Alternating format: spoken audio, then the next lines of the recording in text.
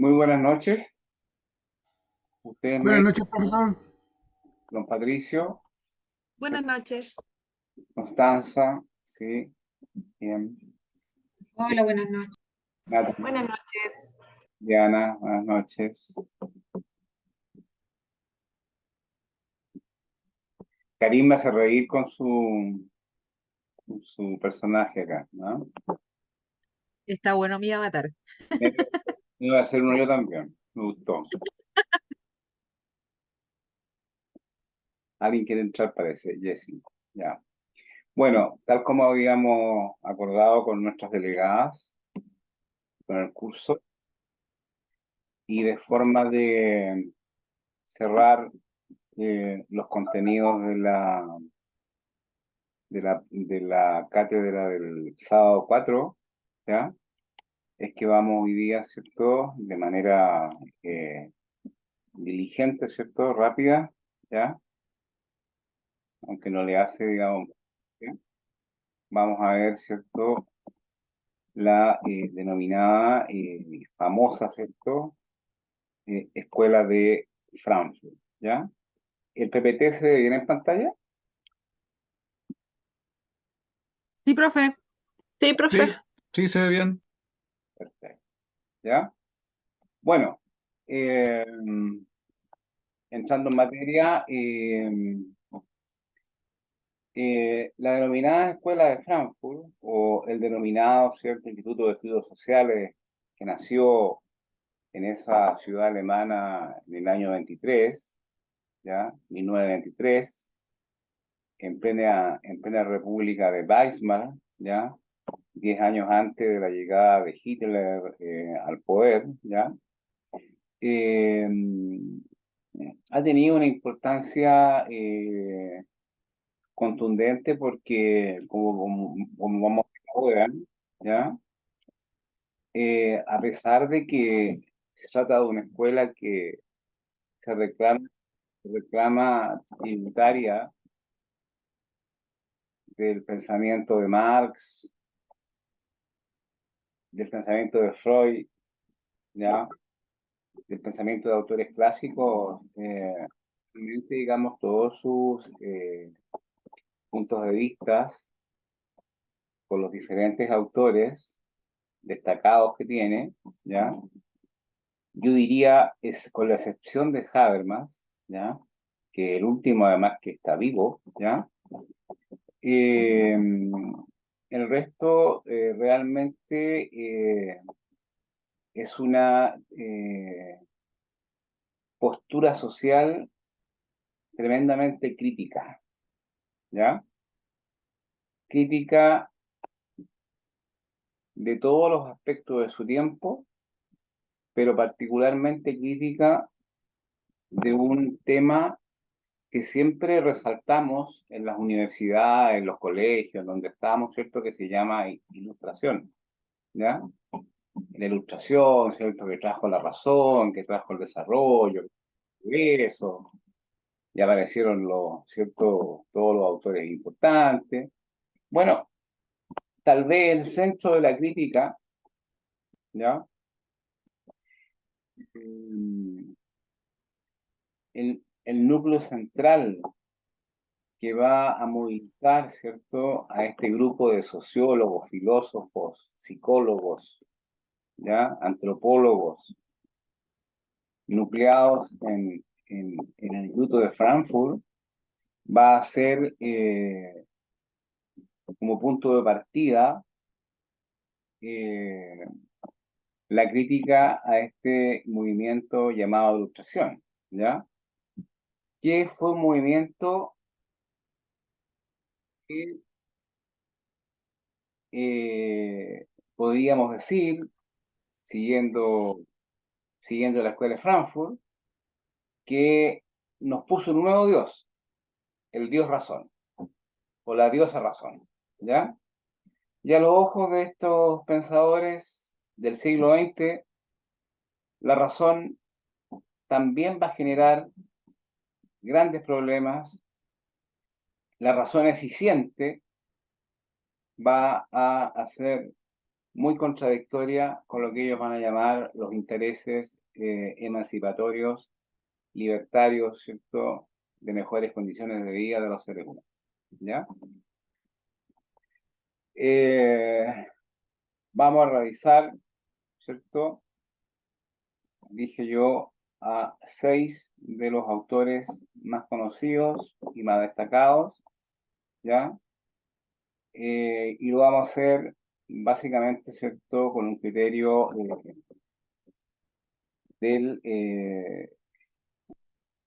de fecha de nacimiento, ¿ya? Vamos a ver a Benjamin, a Horkheimer, a Adorno, a Marcuse, a Fromm y a Habermas, ¿ya? Todo muy breve, ¿ya? Pero como sosteníamos recién, ¿ya?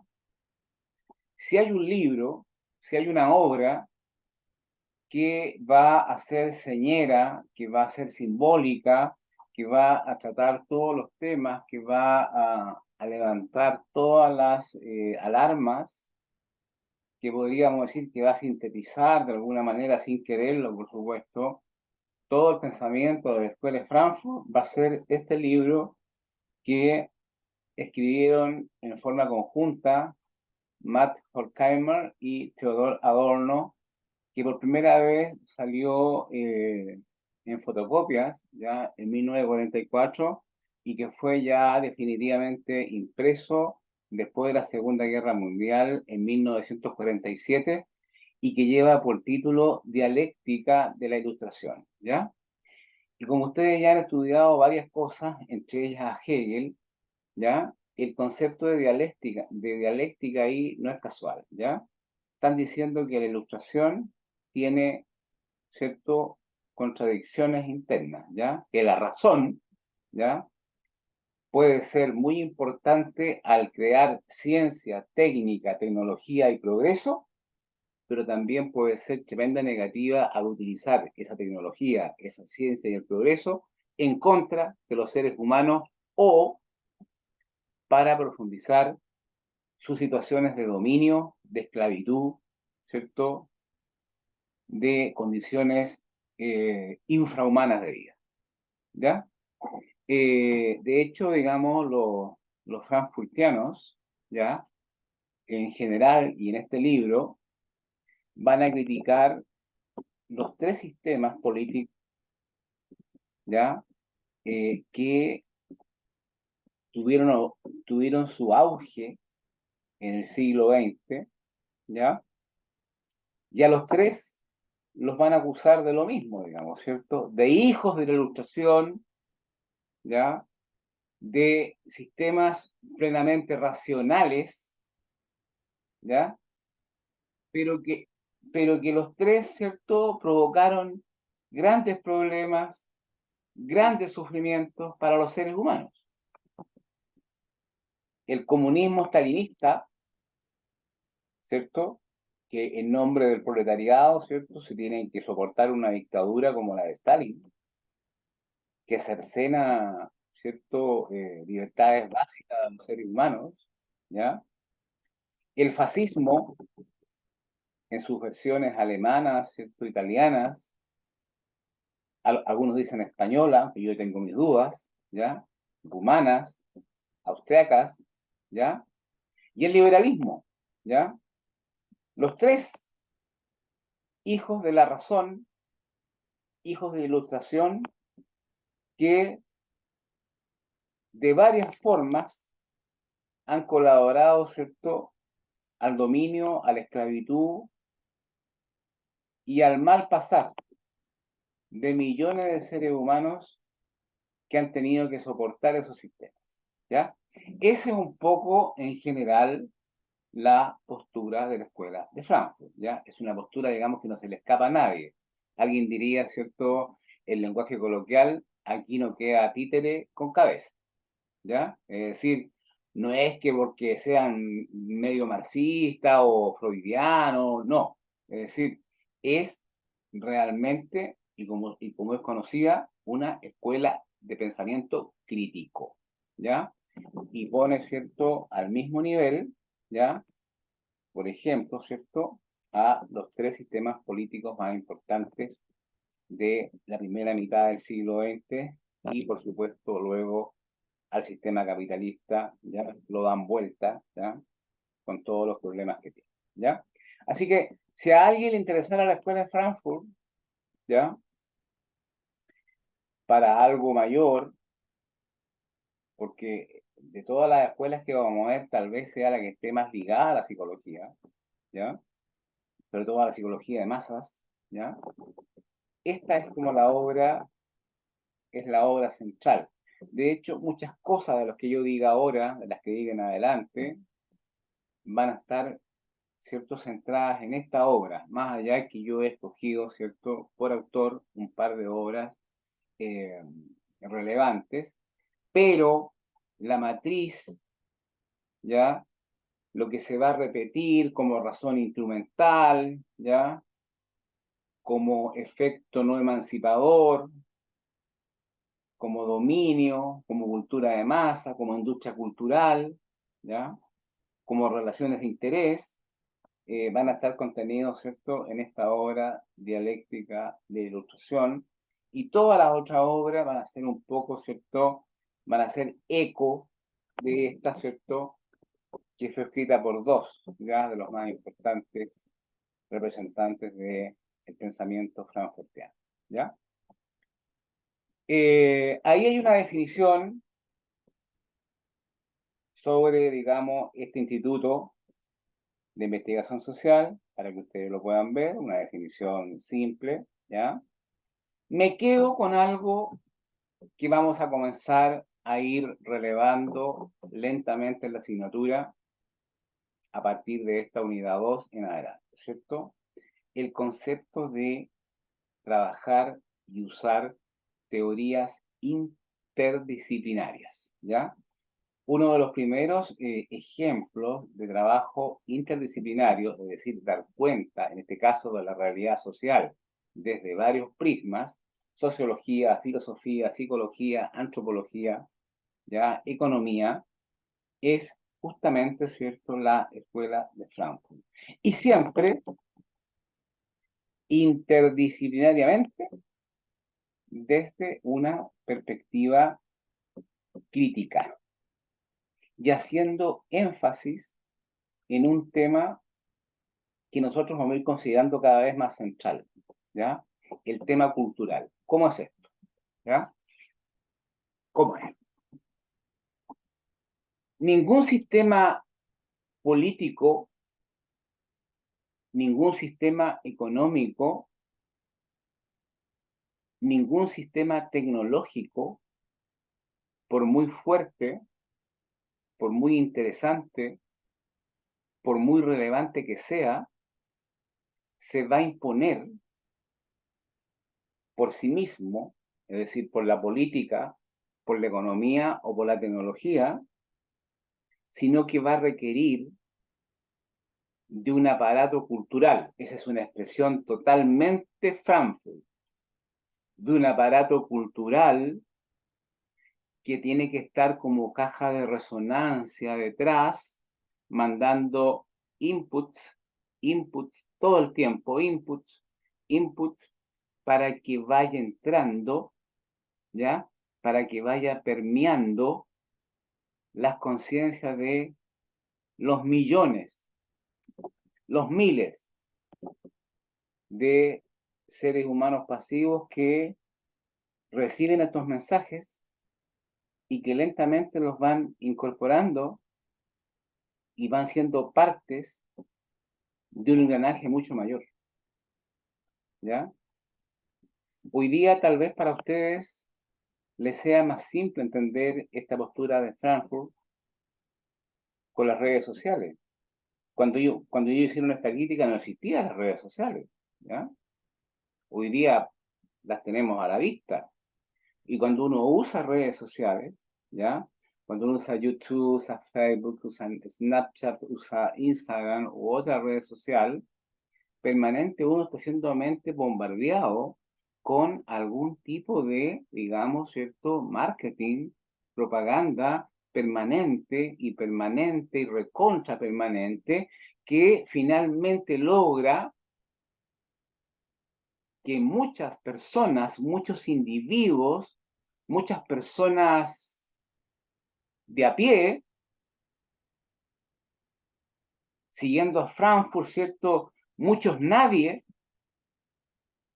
muchos anónimos, finalmente caigan en algún tipo de marketing y propaganda y finalmente hagan alguna compra, hagan alguna acción, hagan alguna razón que ese marketing le estaba diciendo, ¿ya? Pero ese marketing es sutil. No es una cosa violenta, de tanques, de amenaza, no. Es un marketing sutil. Es un marketing seductor, que hasta yo me puedo enamorar de ese marketing. Me puede ser hasta agradable estéticamente desde el punto de vista, ¿cierto?, de la comunicación, de la voz, de las imágenes, de la combinación. Puede ser algo muy agradable. Pero en el fondo, ¿cierto?, están diciendo está diciendo la Escuela de Frankfurt, es una tremenda manipulación sobre la psiquis, ¿ya? Sobre el aparato, ¿cierto?, ¿ya?, conceptual, generador de ideas, emocional y por lo tanto generador de acciones de los seres humanos, ¿ya? Constanza. Profesor, desde la perspectiva de hoy, quienes siguen estudiando la Escuela de Frankfurt y han seguido estos postulados, ¿cómo se aborda un poco? Porque a mí todo lo que sucede a raíz de las redes sociales, como usted lo señala, ¿no es cierto? Y de la inmediatez del marketing, a mí muchas veces me hace parecer un sinsentido. ¿Por qué? Como que no tuviese sustento. Hace medio mes atrás, el 12 de octubre, nos estábamos quejando, ¿no es cierto?, de que no fue un descubrimiento, fue una matanza, ¿no es cierto?, quejándonos del colonialismo español, y ahora estamos a un día de que en Chile se celebre masivamente una fiesta que ni siquiera nos pertenece. Entonces, yo digo, es mucho, no sé si definirlo como irónico o tal vez me parece bastante desfachatado desde la perspectiva del racionalismo del ciudadano de a pie. Esa es la verdad, porque finalmente, cuando no existían las redes sociales, ¿no es cierto?, y no estábamos imbuidos por el Internet, yo siento que la gente común como uno tenía un poco más las creencias un poco más arraigadas y sólidas, y por último uno podía argumentar. Esta cosa tan inmediata, ¿no es cierto?, tan líquida, nos hace ser bastante incoherentes e incongruentes en nuestra existencia, que no es solamente una cosa de moda, sino que yo siento que el ser humano hoy día está bastante incongruente en todos los aspectos. Esto es solo un ejemplo, pero lo vemos cuando dan su opinión política, ¿no es cierto? Se dan vueltas de carnero, un día opinan blanco, otro día negro, y pasado mañana va a ser morado. Ya no existe ese ser humano, y me incluyo, yo creo que estamos todos incluidos en esto, que nos mantengamos solo con una postura, porque finalmente, como nos muestran lo que nos quieren mostrar, ¿no es cierto?, también nos hacen ser bastante ambivalentes al momento de tener una postura o casarnos con alguna teoría, y lo podemos ver, por ejemplo, con el conflicto que está ocurriendo en Medio Oriente. Un día horrorizado por lo que ocurrió en Israel, al otro día horrorizado por lo que está ocurriendo en la Franja de Gaza, y así con todo. Bueno, lo que usted señala, y gracias por su intervención, lo que usted señala no hace más que, a mi juicio, no siendo yo, digamos, un estudioso, un experto y un seguidor acérrimo de la Escuela de Frankfurt, ¿ya? Al contrario, yo seguí sus escuelas contrarias, ¿ya? Tengo que declararlo acá, ¿ya? No hace más que relevar lo que este grupo de investigadores hizo, digamos, porque lo hizo básicamente, como dirían los antiguos, a ojo desnudo, es decir, vieron la manipulación de las grandes poblaciones, ¿cierto?, sin tener a la vista, ¿cierto?, lo que usted señala y yo señalé, ¿cierto?, que el gran elemento hoy día que puede ser usado para manipular o para otras cosas, pero para manipular también, que son las redes sociales. ¿ya? Y que a la gente la hace cambiar de opinión, que la hace hacer acciones, la hace actuar emocionalmente de diversas formas, de A, B, Z, H, G, digamos, cambia todo el tiempo, ¿ya? Entonces, yo acá, a partir de lo que usted señala, primero le encuentro toda la razón, y segundo, ¿cierto? Digo que realmente los tipos fueron brillantes porque esto lo descubrieron, digamos, eh, sin tener a la vista, ¿ya? Los aparatos de, vamos a decir, de insinuación que tenemos hoy, que son tan evidentes, ¿ya? Con ustedes conversamos en la asignatura precedente en epistemología, ¿cierto? El tema de los software sonoros, ¿cierto? Uno piensa en algo, oye, me gustaría tener una chaqueta de cuero negra y al rato, por casualidad, me apareció en la red social que yo estaba viendo como 10 ofertas de chaquetas de cuero negra. O, oye, me gustaría cambiar el sillón y me aparecen ofertas de Berger, ¿cierto? O sea, esto existe. ¿Ya? Está ahí, ahora está perfeccionado, ¿ya? Lo interesante es que los frankfurtianos, ¿cierto? Lo descubrieron cuando esto era algo, digamos, ¿cierto? Que se decía, no, están leseando, ¿cómo van a ver esas conspiraciones? Estos gallos están locos, ¿no? ¿No? Y el tema de manipulación, ¿cierto? ¿Ya? De manejo de la población acrítica, de la población trabajadora que además no tiene tiempo para darse cuenta que lo están manipulando. Bueno, eso ocurrió y esta escuela se dio cuenta, pero en el instante, y ese es su gran punto, ¿ya? Y hacer confesiones acá. Tengo listo mi cosplay para, para el miércoles, digamos, para el martes en la noche. ¿Ah? Tengo listo mi disfraz. ¿Ah? Voy ¿De a qué usar se va a disfrazar, profe? ¿Ah? ¿De qué se va a disfrazar? De vampiro. ¡Ay, me encanta! Karin, es No, igual a ti. Invítame a la fiesta. no, ¿qué les quiero decir? Digamos que, como decía Constanza, eh,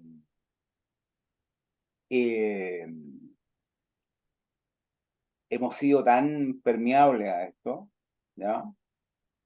Que el caso de la fiesta de Halloween que yo comentaba el sábado, ¿cierto? Que es irlandesa, ni siquiera es estadounidense, viene de Irlanda, ¿ya? Bueno, ha ingresado, ¿cierto? En los países no anglosajones, periféricos del mundo como Chile, de manera monstruosa, entre comillas, terrible, está incorporada. Hay un gran mercado enorme. Bueno. Usted entra a algunas tiendas de repente para pagar la cuenta y la tienda se llama de alguna forma, pero le ponen que termina ahora en Halloween. Fala Halloween, Ripple Halloween. ¿Ah? Es decir, todo un merchandising dirigido para aprovechar, para estrujar hasta el último esta celebración que yo, digamos, ¿cierto? Desde la perspectiva un poco más tolerante, puedo decir que hasta la gente se divierte con esto, tienen un rato lúdico, comparten en familia, digamos, con una tradición que no tienen ni la más recóndita idea de dónde viene, de lo que significa, ¿cierto? ¿Ya? Pero por lo menos lo pasan bien, ¿ya? El tema, a mi juicio, ensucia esto, es esa propaganda, ¿cierto? Permanente y a cada rato y que va al inconsciente, a la emoción, que finalmente hace que personas, ¿cierto?, se casen con enormes deudas, ¿ya? Para pasar una noche que es una noche como cualquier otra, ¿ya? Ya. Bueno, cuando pensemos frankfurtianamente, vamos a estar pensando así, ¿ya? Y por eso, digamos, los tipos no eran muy queridos por nadie, porque cuando uno es crítico aunque sea un crítico simpático, ¿ya? El adjetivo crítico es un adjetivo incómodo, ¿ya? De desagrado. Eh, no sé, voy a usar expresiones frankfurtianas, no son mías, ¿ah? Por si acaso, ¿ah? No es que yo hable así. Al poder no le gusta que lo critiquen. Le carga. A todo tipo de poder. A los poderes grandes, a los poderes de los gobiernos, de las empresas, a los poderes de las... Amigo, lo siento, mañana te veo sí o sí lo de la ahorita. Sí o sí. Igual cualquier cosa, mándame un mensaje porque yo, sabes cómo soy yo. Pero no alcancé hoy día, pues tuve tantas cosas que Si hacer, alguien amiga, y tiene el hasta micrófono luego después me fui a abierto, hacer las ruego curaciones, bajarlo, por favor. así que no alcancé. Ya, Chinchita, así que para que mañana me recuerde, pero obviamente lo tengo presente para mañana ver lo de tu ahorita. Si alguien tiene el micrófono, digamos, abierto, ruego cancelarlo, ¿ya? Por favor. Profe, para casos de emergencia, usted podría eh, silenciarlo, parece. Sí, pero no quiero, digamos, que me critique la escuela de Frankfurt después por ser tan autoritario, ¿ya? Así que, les pido a todas y a todos que revisen su micrófono y que lo puedan dejar en modo cierto silencio para aprovechar la clase, ¿ya? Bueno, entonces yo decía al poder no le gusta que lo critiquen, ¿ya? Y el poder, ¿cierto? Puede ser el Estado, puede ser la empresa, puede ser una institución importante, puede ser la familia, puede ser el padre, puede ser la madre, puede ser el hermano mayor, puede ser el familiar con muchos recursos que no quiere que lo critiquen. Al poder le carga la crítica, en general, ¿ya? A nosotros los profesores, ustedes saben, yo soy profesor como mi primera profesión, nosotros no deberíamos ser evaluados por los alumnos, por las alumnas, ¿ya? Porque temíamos a la crítica, todos. Hay que poner la cara acá, ¿ya? El pecho a las balas, ¿ya? Y bueno, porque la crítica es molesta, ¿ya? Pero la crítica, aunque es molesta, tiene la capacidad dialéctica, si ustedes quieren, ya saben el concepto, de permitir que las cosas pudieran eventualmente mejorar. Cuando yo le critico algo a alguien, ¿ya? Si lo hago con buenas razones, con buenas intenciones, es obvio que estoy buscando un cambio en ese receptor, ¿ya? Quiero que mejore, yo también quiero mejorar, ¿ya? Pero en general, en las sociedades en las que vivimos, en pleno siglo XXI, llegando al primer cuarto del siglo XXI, estamos a 2 años del año 2025, la crítica es molesta, ¿ya? Bueno, y estamos en presencia acá de la teoría crítica por excelencia, ¿ya? Sigamos. Después de Frank, ¿ya? Eso lo acabo de señalar. Voy a hacer énfasis en conceptos frankfurtianos. Énfasis en conceptos frankfurtianos. ¿En qué se traduce la teoría crítica? ¿En qué temas? Yo diría que hay 2 o 3 que son muy importantes. Y la teoría crítica, es decir, la escuela de Frankfurt, culpa a la razón, no a Dios, a la razón de estos problemas. ¿Cuáles? La dominación, la opresión y la no emancipación. ¿Cuál es lo que critica la teoría crítica a la ilustración? La ilustración tuvo todos los elementos, todos, para hacer de las sociedades más libres, más emancipadas, con menos opresión, con menos dominación. Y lo que ha ocurrido en el siglo XX, son los frankfurtianos, y sigue ocurriendo en el siglo XXI, es justamente lo contrario. Tenemos poblaciones no emancipadas, es decir, no libres. La otra vez conversábamos, me acuerdo en clase de Sri Lanka, de Bangladesh, ¿cierto? Que realmente trabajo esclavo, ¿ya?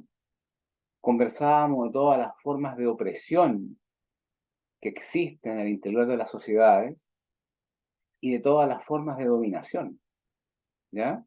Ya sea por dominación por recursos económicos, dominación, ¿cierto?, de tipo laboral, dominación de tipo afectivo, dominación por la tecnología, ¿ya? Y un cuarto concepto que es muy marxista, ustedes ya conmigo lo vieron, ya lo han visto, ¿cierto?, en el capítulo 1 de la mercancía del capital, ¿ya? Que es el concepto de alienación, ¿ya?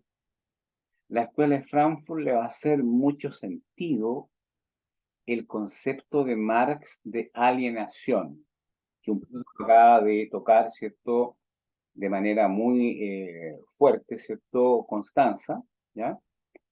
El concepto de alienación, que viene de aliens, aliens ustedes saben es otro, el extraño en latín, ¿cierto?, una cosa distinta a uno, un alien, otro, ¿ya? La alienación es cuando los individuos acríticamente, inconscientemente y básicamente producto del marketing sistemático, asumen comportamientos, posturas, acciones que no son de ellos, que vienen de otro lado, pero que se han incubado lenta pero profundamente en esa psiquis, ¿ya? Y por ejemplo, ¿cierto? Yo aquí, cuando yo era un profesor joven, era muy crítico, era un tipo súper aburrido, y me oponía a Halloween todo el tiempo, lo encontraba lo peor de lo peor, que cómo era posible que la gente, ¿cierto?, de celebrar una cosa que era de otra latitud, ¿ya? Hoy día me parece algo entretenido, ¿ya? Pero me parece, siguiendo a la escuela de Frankfurt, ¿ya?, que la gente que se le ocurrió meter Halloween en aquellas latitudes que no tienen nada que ver con Irlanda, produjeron un exitoso proceso de alienación. Es decir, de introducirme un elemento con toda una serie de ritos y de acciones que no tienen nada que ver con mi tradición cultural. Y que hoy día, ¿cierto?, podríamos usar un concepto de la antropología, se convierte en un sincretismo. Es decir, estamos tan alienados con eso, digamos, que hoy día es sincrético, es decir, lo hemos incorporado como parte de nuestra agenda anual, ¿ya? Algo que viene de la lejana Europa, de la parte más bárbara de Europa, ¿ya? Entonces, la escuela de Frankfurt, la teoría crítica, ustedes en la prueba pueden hablar de teoría crítica o escuela de Frankfurt indistintamente. Yo las voy a entender igual y les voy a poner que está muy bien, ¿ya? La teoría crítica o la escuela de Frankfurt, ¿cierto?, tomó la alineación, tomó la dominación, la opresión y la emancipación como sus grandes temas en todos los ámbitos del quehacer humano, en todos los ámbitos, ¿ya?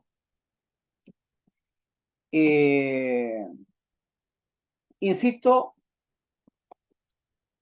que esta fiesta del miércoles siguiente, Halloween, es entretenida, ¿ya? Hasta se pasa bien.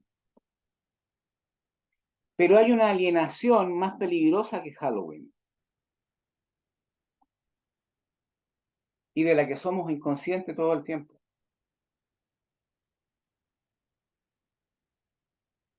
El marketing que recibimos hoy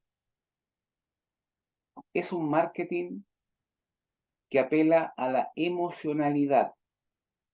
Y quiero marcar esto. Ustedes que estudian psicología, que apela a la emoción de las personas. ¿Ya? Yo soy profesor de filosofía. Y en filosofía, la emoción no es importante. En filosofía no me interesa, ¿cierto?, la discusión racional, la que saca conclusiones. Por eso que la filosofía a veces se queda, ¿cierto?, como en las nubes, ¿ya?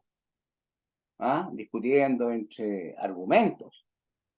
El tema es que la emoción, y ustedes saben más que yo de esto, la emoción no genera conclusiones.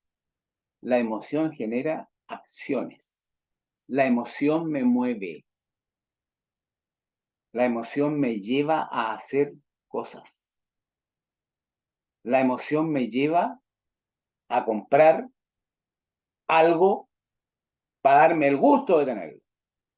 La emoción me lleva a hacer un viaje que quería hacer, aunque no lo requiera. La emoción me lleva a vengarme de alguien. La emoción produce acción, ¿ya? Entonces, tenemos, ¿cierto?, que tener en consideración que las campañas que recibimos, esas lluvias de inputs, de propaganda, apelan a la emoción, y al apelar a la emoción, estamos sufriendo todo el tiempo, todos los días, todo el día, ¿cierto?, invitaciones a la alienación, es decir, a comportarnos como algo distinto de lo que somos. Y eso es un tremendo peligro, ¿ya? Y eso a ustedes les va a asegurar una cantidad de pacientes salvajes, ¿ya? Que han perdido un poco la ruta de su vida, producto que no lo saben, ¿cierto? No lo saben, ¿ya? Han sufrido extensos y largos procesos de alineación, ¿ya? Una de las cosas más complicadas, más peligrosas, y que cuesta mucho detectar, sobre todo cuando uno dice no tener tiempo. Cuando yo no tengo tiempo, la alienación no la voy a detectar nunca, ¿ya? Y la alienación es prima hermana carnal de la dominación, de la opresión, e impide que el ser humano se emancipe, se libere, lo mantiene atado a algo, a cualquier cosa, ¿ya? Particularmente en el tema del capitalismo financiero, a una tarjeta. La cadena ya no es una cadena metálica, como los esclavos, es una tarjeta. Estoy amarrado a esa tarjeta, que satisface emociones, cuando me alieno, pero me tiene dominado, oprimido, no emancipado, ¿ya? Tema de los frankfurtianos, de la primera década del siglo XX. Parece una crítica hecha ahora. Eso es lo interesante, ¿ya? Conceptos frankfurtianos que se van a repetir todo el tiempo. Ahora me voy a ir muy rápido, ¿ya? Racionalidad instrumental. Los frankfurtianos, la teoría crítica, esperaba más de la razón ilustrada. Esperaba que la razón ilustrada emancipara a los seres humanos. Y no que solamente ocupara la razón como para hacer eficiencia, para hacer trabajo eficiente o para hacer dominios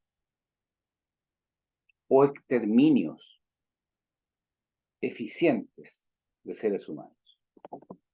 No quiero dar ejemplos acá, ¿ya? No quiero dar ejemplos, ¿ya?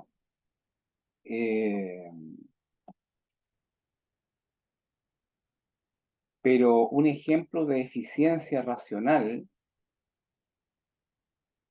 es un proyectil lanzado a 100 kilómetros de distancia con una precisión tan exacta que en segundos, una vez que hace contacto,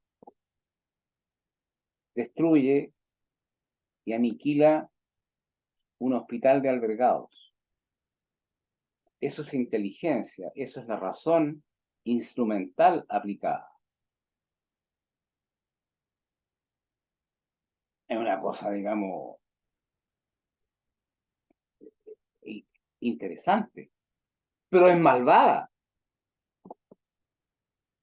La escuela de Frankfurt esperaba de la razón otros productos, no la eficiencia para la muerte, no la eficiencia para el dominio, no la eficiencia para producir. Esperaba de la razón, entre otras cosas, ¿cierto?, un gran argumento para la libertad, en el más amplio espectro, en el más amplio sentido de los seres humanos. Y si nos revisamos bien, si hacemos una introspección bien hecha, nos vamos a dar cuenta que no somos libres como pensamos. Incluso los que vivimos, ¿cierto?, en situaciones relativamente cómodas, sin conflictos. ¿Ya? Cultura de masas. Otro concepto frankfurtiano que todos le dan vuelta. ¿Ya? Karim. Sí, profe, pero una cosa, o sea, acá dice que esperaba, ¿verdad? El más amplio sentido de los seres humanos y todo eso, pero los seres humanos en el comienzo de su historia siempre, o sea, si eliminamos la guerra de la historia humana, nos quedamos con súper pocos capítulos. Todo siempre ha sido en base a guerra, antes y después de la razón. Y seguimos así. Pero la razón la hizo más precisa todavía, la hizo más eficiente, la hizo un instrumento más, mejor hecho para matar. ¿Ya? Eso están criticando. ¿Ya? La razón tenía, ¿cierto?, que haberse opuesto a la guerra. ¿Ya? Pero al contrario, dice, la razón instrumental la hizo más precisa. Hoy día usted puede lanzar un proyectil, se ha visto, ¿cierto?, en esta supuesta guerra entre el Estado de Israel, ¿cierto?, y la población palestina, ¿ya? La precisión del bombardeo, ¿cierto? ¿Ya? Eso es razón instrumental, absoluta, precisa para la muerte. ¿Ya? A eso se refiere. ¿Ya? Las guerras han existido siempre, por supuesto, usted tiene toda la razón en eso, absolutamente. ¿Ya? Antes y después de la razón. ¿Ya? El tema es que a los ojos de la Escuela de Frankfurt, la razón colaboró en producir técnica, tecnología más eficiente para la destrucción, el aniquilamiento, ¿cierto?, de los seres humanos. Esa es la crítica. ¿Ya? Cultura de masas, que ya lo venimos diciendo. ¿Ya? La Escuela de Frankfurt descubrió, sin redes sociales, ¿ya?, que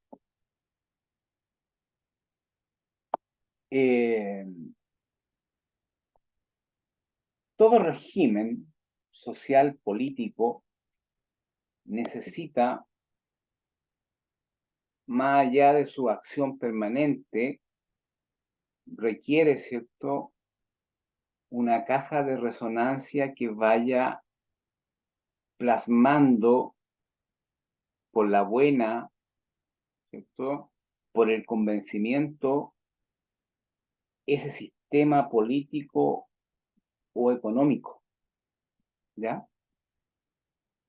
Entonces, por ejemplo, para ellos, el sistema capitalista, muchos de ellos vivieron en Estados Unidos exiliados, ¿cierto? Tuvieron la posibilidad de estar en Estados Unidos, ¿ya? El sistema capitalista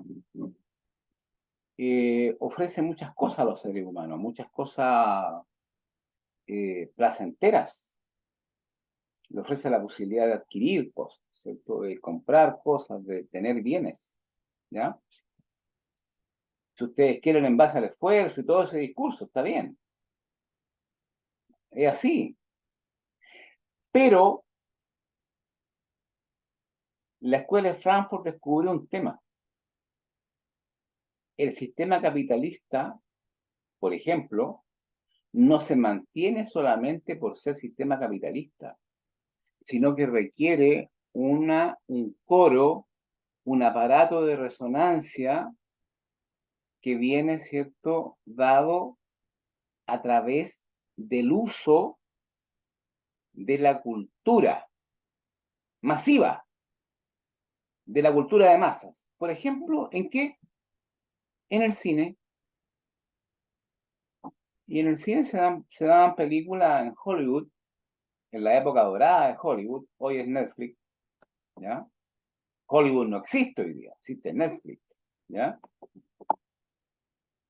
Grandes, ¿cierto? Films, grandes películas, en las cuales de manera entretenida, de manera acogedora, de manera indirecta, se mostraban los beneficios de la sociedad capitalista. Hoy día en Netflix, ¿cierto? Cuando uno ve series,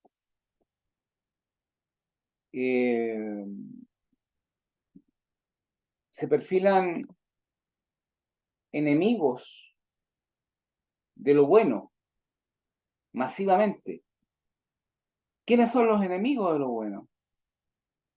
Gente de rasgos chinos, rusos, gente de la Europa del Este, inmigrantes latinos. Son como los nuevos enemigos, ¿ya? Y eso va creando permanentemente, ¿cierto?, una conciencia, Marx diría una falsa conciencia, de que los chinos, los rusos, los inmigrantes latinoamericanos son gente de mal haber, gente que va a hacer el mal, ¿ya? Y eso aparece de forma muy entretenida en muchas series, porque ahí está funcionando el aparato cultural masivo para la perpetuación de una forma de producción, de una forma de vivir, de una forma de hacer vida, que se cree que es esta occidental, siendo que hay otras, ¿ya? Entonces, la cultura de masas, ¿ya?, que hoy día ustedes lo ven en las redes sociales, métanse ahí, ¿cierto? La cultura de masas es influir inteligentemente, pero de forma permanente y sistemática, en la forma de pensar de los seres humanos, ¿ya? A través de mensajes subliminales. Por ejemplo, en el caso de las campañas políticas, ¿ya?, en las cuales, digamos, ya no se usa lo que se llamaba antes el puerta a puerta, que uno iba por una población, ¿cierto?, haciendo campaña, hablando con los vecinos, ¿cierto?, sino que a través de una red social como YouTube, muy ocupada, ¿ya?, uno tiene filtrada a la población, depende del país, ¿ya? Uno tiene filtrada la población, ¿ya? La tiene segmentada, y a cada segmento de la población yo le mando el discurso que a esa población le interesa y que le va a hacer fuerza, ¿ya? No importa que sea falso, eso da lo mismo. Por eso estamos en la época de la posverdad, para no decir fake news, que es un derivado de la posverdad, ¿ya? Entonces, claro, a la gente que la pasa más mal, que lamentablemente convive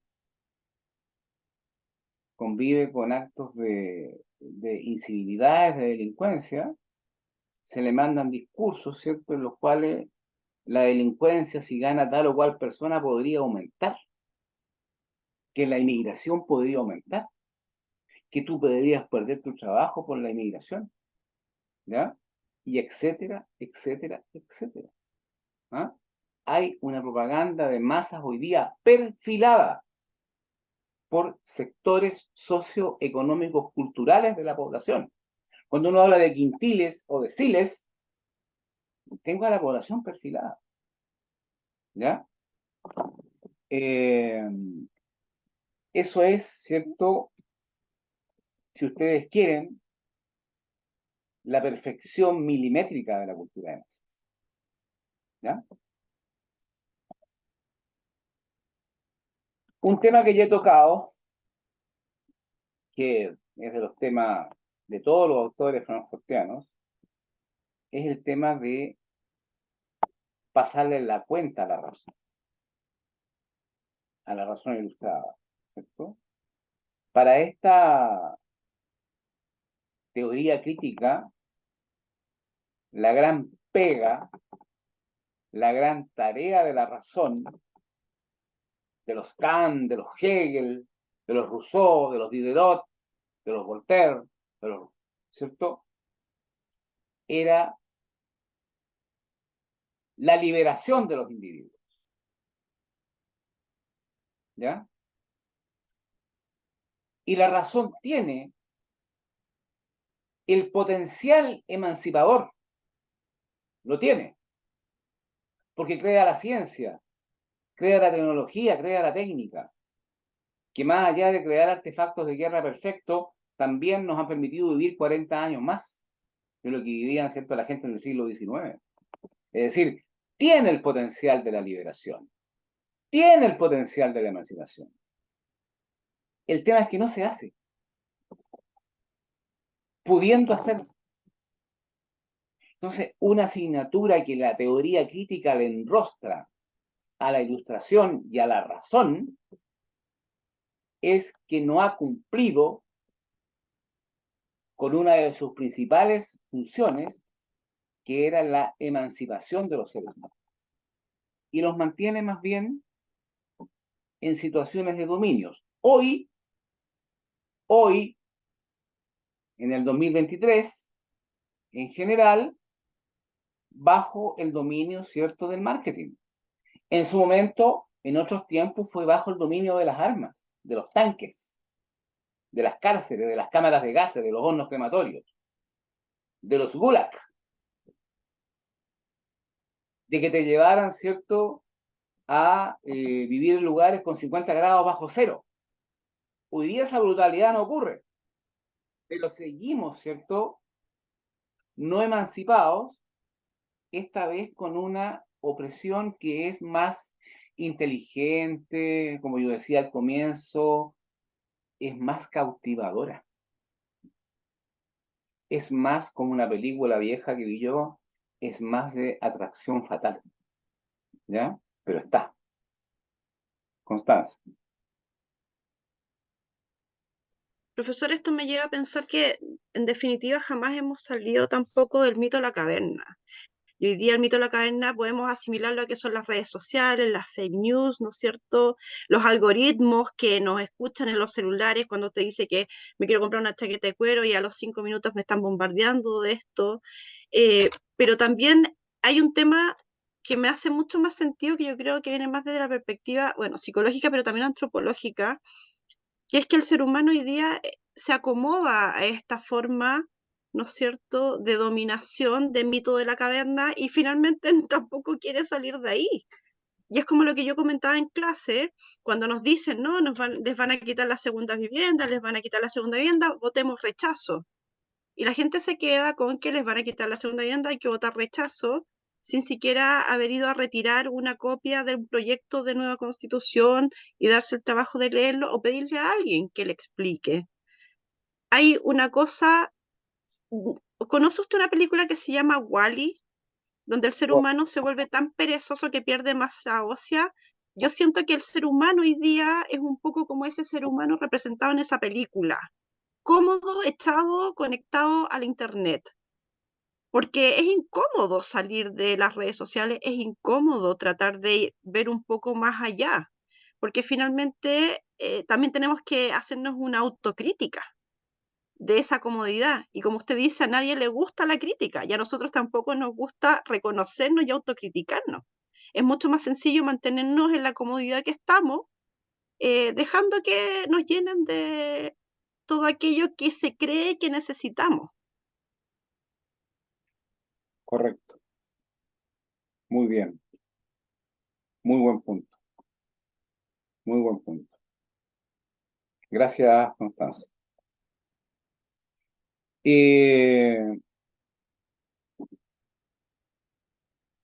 Están todos los temas puestos acá al inicio del PPT, los temas centrales. Después yo voy por autores, voy a ir muy rápido acá. Elegí temas por autores. Walter Benjamin, que es el más longevo de los, y el que murió más joven de los Frankfurtianos, ¿cierto? Fue un gran teórico de la estética, ¿ya? Tiene una obra, un ensayo, muy bonito, ¿cierto? Muy fuerte además, que se llamó, ¿cierto?, La obra de arte en la época de la reproductibilidad técnica. ¿Ve? Que todos están en la onda, ¿ah? Que la técnica, la razón, ¿cierto?, modifica, ¿ya? Todo muy, muy en línea, ¿ya? ¿Qué dice Benjamin? Voy a ser breve en cada autor, voy a ser muy breve. La obra de arte, un cuadro, una fotografía, una acuarela, tiene un valor estético cuando es unitario, cuando es uno, cuando es única. Una vez que la reproduzco industrialmente, no es lo mismo. ¿Ya? No es lo mismo. ¿Ya? Cuando yo trato a un sujeto, a un líder político, como si fuera una obra de arte única, y le cuelgo características casi divinas, que es lo que vio Benjamin. Benjamin vivió toda la década del 30 en Europa, ¿ya? Bueno, la estética de eso, la estética, ustedes pueden ver la estética de los fascismos, la estética del comunismo, la estética del capitalismo, por favor, revísenla. Las propagandas de ambos, de los tres, no de ambos, de los tres. Es una estética, ¿ya?, que trata de tragarme como individuo. Oye, aquí está la revelación, ¿ya? Entonces, también dice Benjamin que el tratamiento de un liderazgo político como obra de arte tiene consecuencias terribles desde el punto de vista político. Lo mismo que un sistema económico. Cuando lo trato como una obra de arte perfecta, esta es, ¿ya? Por eso que también, dice Benjamin, va a ser importante ver cuando ese líder político, cuando ese sistema económico, cuando esa obra de arte tiene múltiples réplicas. No es la cosa tan maravillosa, única, que pensábamos. ¿Ya? En breve, Benjamin, que da para seminario, ¿cierto? En breve. Horkheimer, Matt Horkheimer, uno de los fundadores, ¿cierto? Aquí está solo en su libro Teoría Crítica, pero los temas los mantienen. Son los temas frankfurtianos, pero me quedo con un concepto que no he tratado con ustedes, que se llama dialéctica negativa, que es propio de la Escuela de Frankfurt. ¿Ya? Hay libros sobre la Escuela de Frankfurt que se han hecho por especialistas que dicen, ¿cierto? La Escuela de Frankfurt y el pensamiento negativo. La Escuela de Frankfurt o la teoría de la dialéctica negativa. La Escuela de Frankfurt y la importancia del pensamiento negativo. ¿Qué significa? La dialéctica de lo negativo, en palabras simples, en chileno. ¿Qué significa, cierto? Que yo como teórico social, como observador social, como cientista social, como sociólogo, psicólogo, filósofo, antropólogo, economista, cientista político, me empiezo a fijar constantemente en las contradicciones y asimetrías que una situación provoca desde el punto de vista societal y le hago seguimiento, ¿ya? Para ver cuántos y qué tipos de efectos que probablemente sean negativos va a ir produciendo a partir de su existencia, ¿ya? Cuando uno hace esto,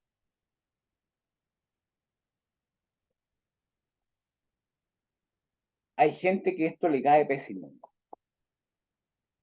¿ya? Pero ¿cómo va a estar todo mal? ¿Cómo todo va a ser negativo? Pero ¿qué negativo eres tú? El tema es que desde el punto de vista societal existen, ¿cierto?, acciones que son cancerígenas al sistema y que si no las persigo me van a generar metástasis sistémica.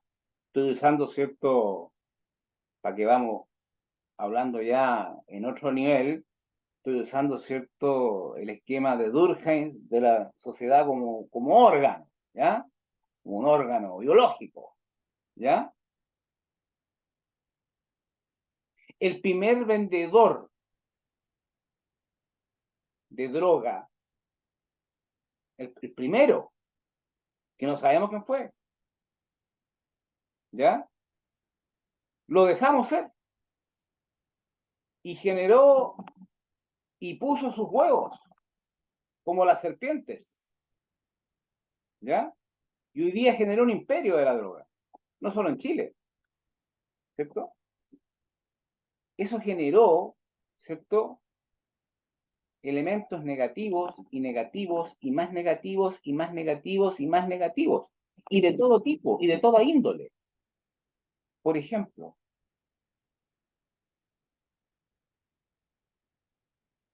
el consumo masivo de droga de los jóvenes no puede ser más malo, pero un spin-off de eso, chico, pero horriblemente negativo.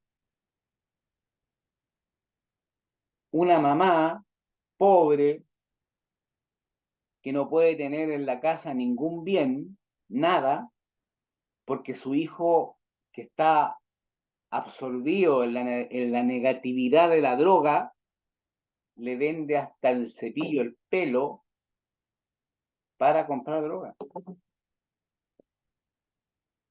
Es decir, ahí tenemos metástasis de un cierto movimiento negativo, que nosotros, los que nos dedicamos a las ciencias sociales, debiéramos ser capaces de diagnosticar y seguir y tratar de sacar del sistema, aunque suene feo, ¿ya? O si no, estamos de más. No estamos para dar Panadol aquí. No voy a decir mejorar porque es muy antiguo. No estamos para dar Panadol acá.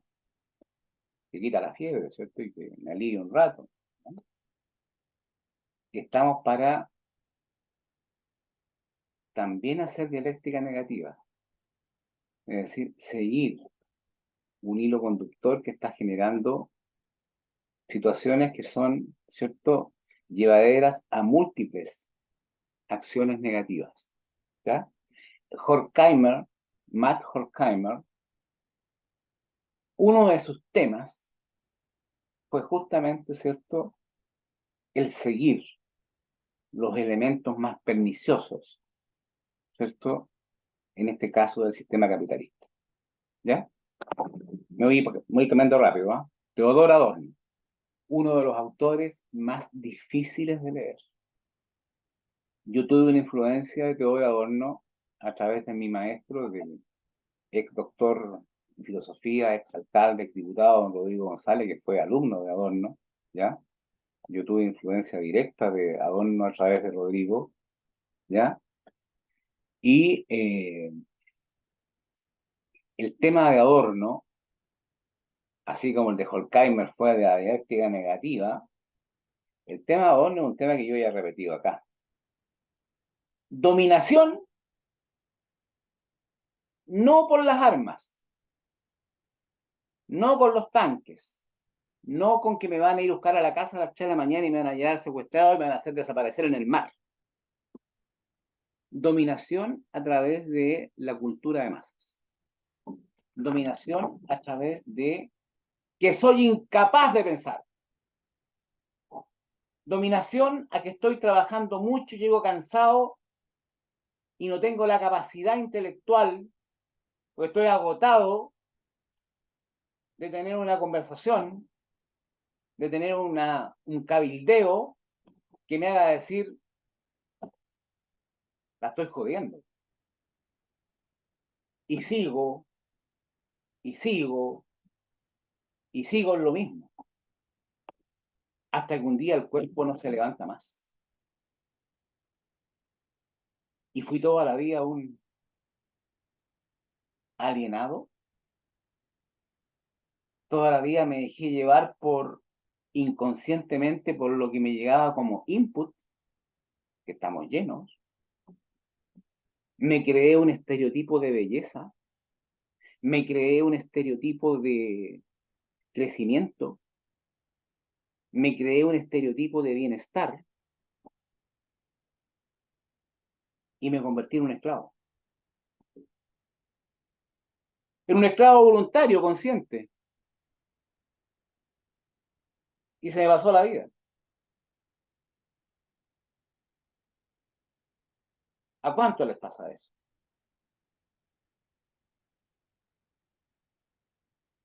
Por eso,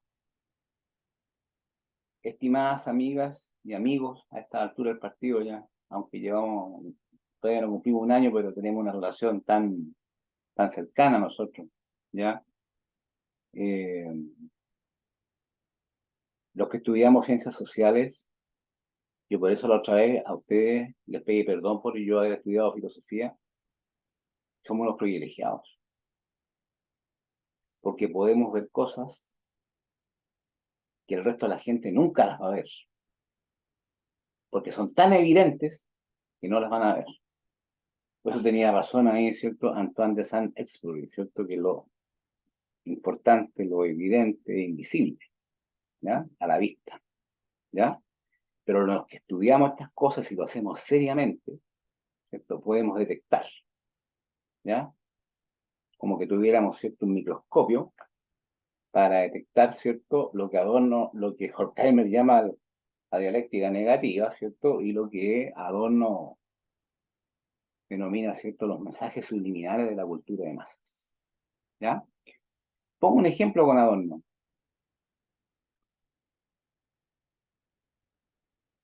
Yo soy un estudioso No, no. Me estoy levantando acá, no. Me estoy levantando mucho los tarros. No, soy, a ver, ¿cómo decirlo? Una especie de seguidor de cómo funcionan las redes sociales. Es una cosa que me tiene, no obsesionado, pero me interesa mucho. Creo que gran parte del dominio ¿Es su viene por ahí. pasatiempo, profe? No, no es mi pasatiempo porque Como no, en los tratados de libre comercio de la CONI. porque no me gusta mucho, ¿ya? Entonces, ustedes van a aprender después con el profesor Ulloa a hacer cruce de variables, ¿ya? Es muy importante, ¿ya? Entonces, nuestro país, por ejemplo, comparte con otros países periféricos del mundo un ranking, a mi juicio, vergonzoso, que es el consumo de alcohol, de etanol, de manera monstruosa, ¿ya? Monstruosa, ¿ya? Por eso hay más botillerías que librerías, hay más botillerías que panaderías. Las botillerías yo creo que compiten con las farmacias, andan por ahí, ¿eh? Andan por ahí, ¿ya? Ya. ¿Por qué la gente bebe tanto? En el Principito había un borracho que decía que en un planeta que el Principito visita, dice que bebía para olvidar la vergüenza. ¿La vergüenza de qué? Le dice el Principito. La vergüenza que me da el beber, es decir, está en un círculo vicioso, ¿no? Bueno, yo revisando redes sociales, eh, salen unas señoritas con el estereotipo de belleza que tenemos hoy día en Occidente, que ustedes saben cuál es. No me voy a referir acá por cuestiones frívolas, ¿ya? Esos abdómenes perfectos, ¿ya? Entonces la pregunta es, ¿te tomarías una cerveza conmigo? Una señorita con su abdomen perfecto, plano, como esta mesa. Esa señorita, si tomara cerveza, no tiene ese abdomen, ¿ya? Y yo reviso cuántos hombres le responden. 4.000, 5.000 en cosa de 20 minutos, 30 minutos, 6.000. Y todos tomarían cerveza. Bueno, ninguno de esos caballeros ha pensado, ¿cierto?, que me corto una mano, me corto una mano para decir que esa señorita, con ese abdomen que tiene, jamás ha tomado una cerveza y jamás va a tomar una bebida que contenga gas. Nunca. Si no, no tendría ese abdomen, eso es imposible. Por lo tanto, ¿cierto? Esa es una instrumentalización, ¿cierto? Es una propaganda falsa, pero que a la persona, ¿cierto?, que está cansada y que la quiere pasar bien y que tiene sueños de ese tipo, capaz que se vaya a comprar una, no sé cómo se dice ahora, en mi tiempo se decía una java, ¿cierto? No sé, un pack de cerveza, ¿cierto? Y se las tome solo finalmente, ¿ya? Y le va a provocar una inflamación enorme, ¿ya?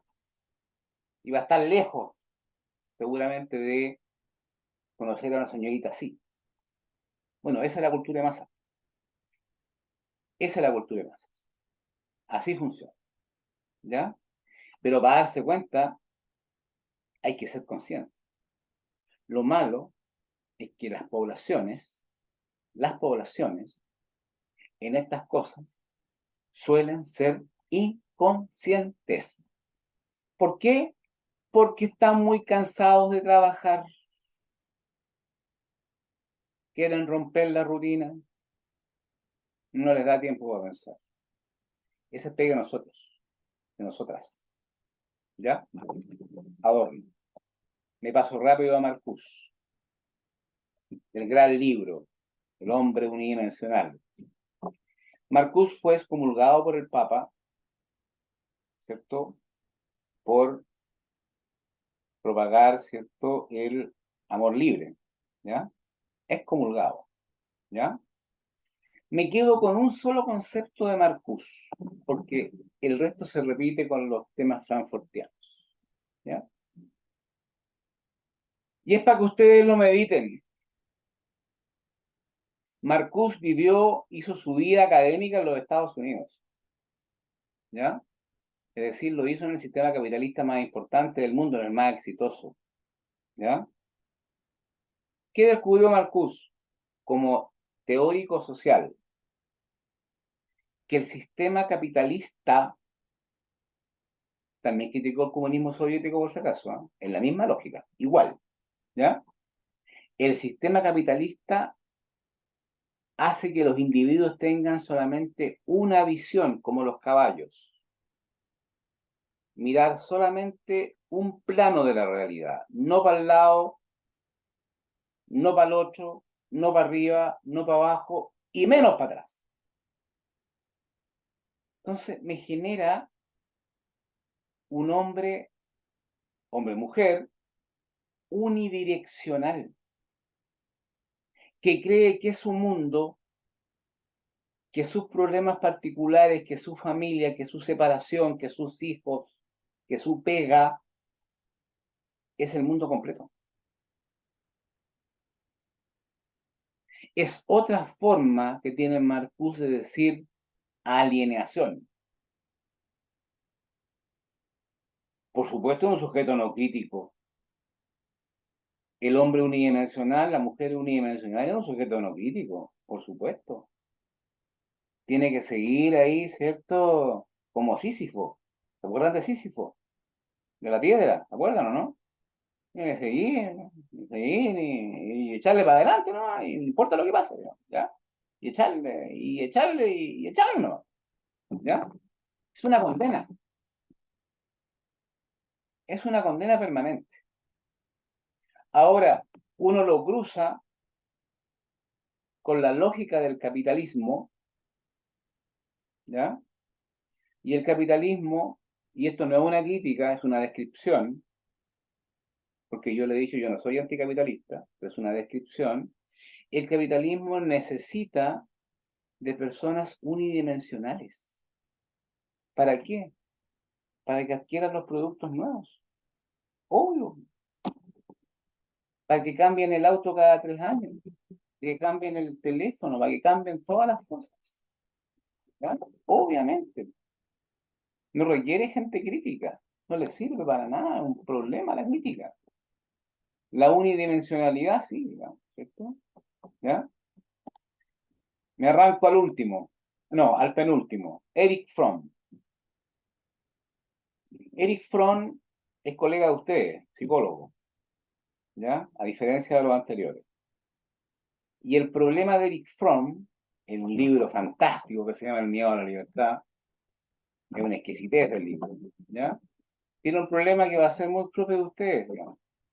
Hoy día está más fuerte que antes, producto de los problemas de alineación y de los problemas de emancipación que tenemos. Cuando uno desea la libertad individual, por ejemplo, separarme del dominio de los padres, que lo vamos a ver con Foucault, ¿ya? Quiero ser libre de mis padres. Voy a vivir solo. Claro, entre comillas, me libero de los padres, pero me llega todo el miedo de tener que autoabastecerme, de tener que ser autosustentable, de tener que rascarme con mis propias uñas. Entonces, Eric Fromm va a decir, ¿cierto?, que los sujetos, hombres, mujeres, binarios, no binarios, todo el mundo, ¿cierto?, tiene un problema con la libertad. Para ser libre hay que ser muy valiente. No hay que tenerle miedo a la libertad, ¿ya? Porque la libertad, en el sentido amplio, ¿Qué implica? Bueno, ser libre implica riesgo, implica autosustentación. No me diga alguien que es libre y le sigue pidiendo plata al papá y a la mamá, o sea, que ese no es libre, ese es un fresco. ¿Ah? Ese se puso una casa solo, digamos, ¿ya? No, pues ser libre significa que yo me las arreglo solo, ¿ya? Y eso es tremendamente complicado. Ahora, desde el punto de vista societal, psicológico, de psicología de masas, y aquí está la explicación de los fascismos, por ejemplo, ¿ya? Cuando el mercado domina y uno se queda ante el mercado desnudito, yo a ustedes les comenté el libro de Polanyi, La Gran Transformación, ¿ya? Cuando uno se queda ante el mercado y el mercado me dice tienes que trabajar para vivir, y a veces eso no funciona, entonces los seres humanos, ¿qué hacen? Quieren reemplazar a los papás y a las mamás por un papá o una mamá de Estado, que no importa que sea autoritario, da lo mismo. No importa que me cercenen las libertades, pero que me satisfaga mis necesidades básicas. Lo fácil. ¿Ustedes creen que el régimen de Hitler y el de Mussolini fueron malos regímenes económicos? No, espectaculares. En la economía, extraordinario. Extraordinario. Con las estadísticas de la época, 90% de apoyo, 85% de apoyo por la economía. Fantástico. Libertad ninguna.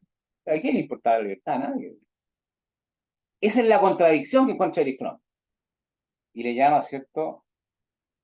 The fear of liberty, ¿cierto? Miedo a la libertad.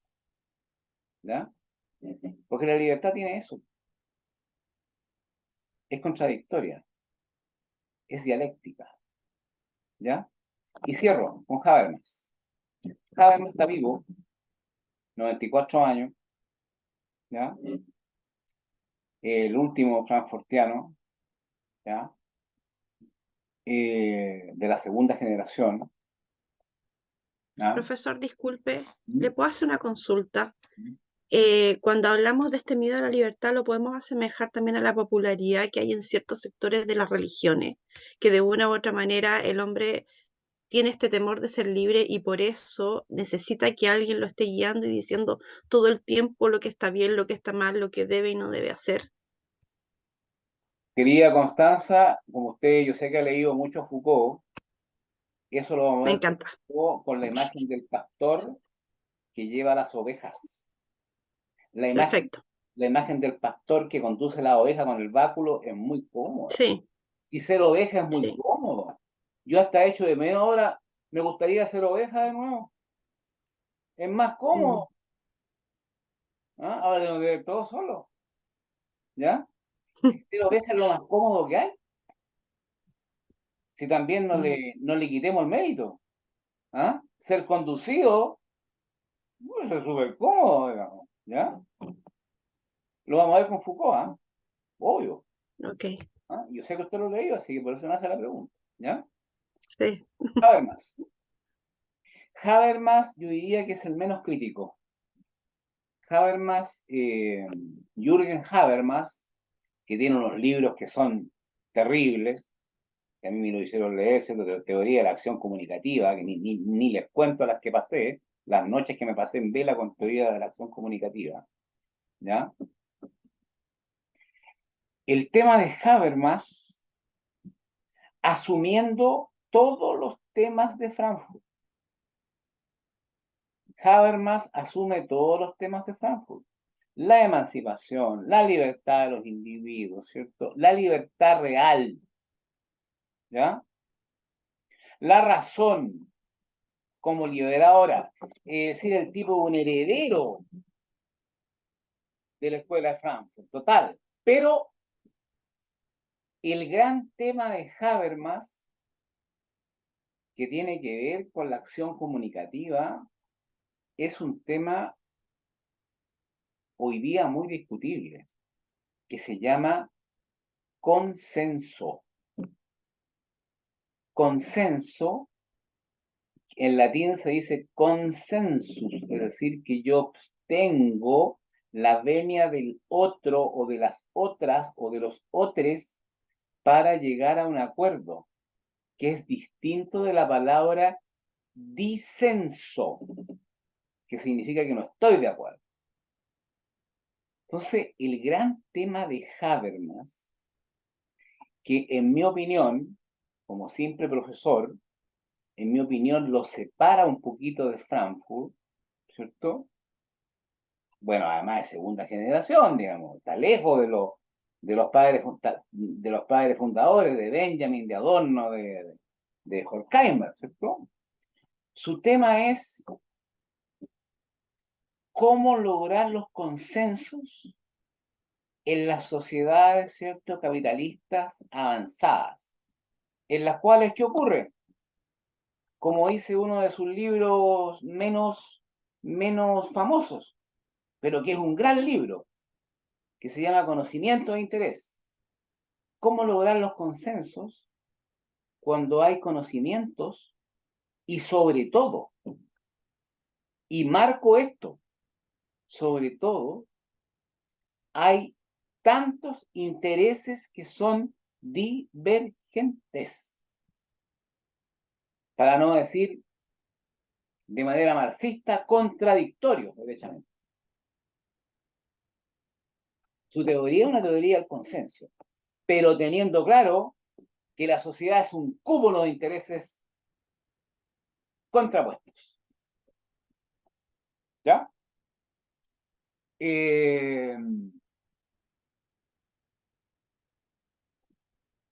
Tengo la impresión que de todas las escuelas de Frankfurt es claramente Habermas y Karl Otto Appel, que no es tan Frankfurt, por eso no lo quise poner, ¿ya? Pero tiene un trabajo con Habermas, ¿ya? Es Jürgen Habermas, ¿cierto? El autor que